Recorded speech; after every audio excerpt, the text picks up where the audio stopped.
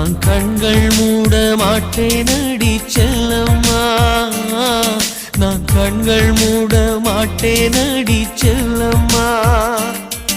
அடி நீதான் என் சந்தோஷம், பூவெல்லாம் உன் வாசம், நீ பேசும் பேச்செல்லாம் நான் கேட்கும் சங்கீதம், உன் புன்னகை நான் சேமிக்கின்ற செல்வமடி.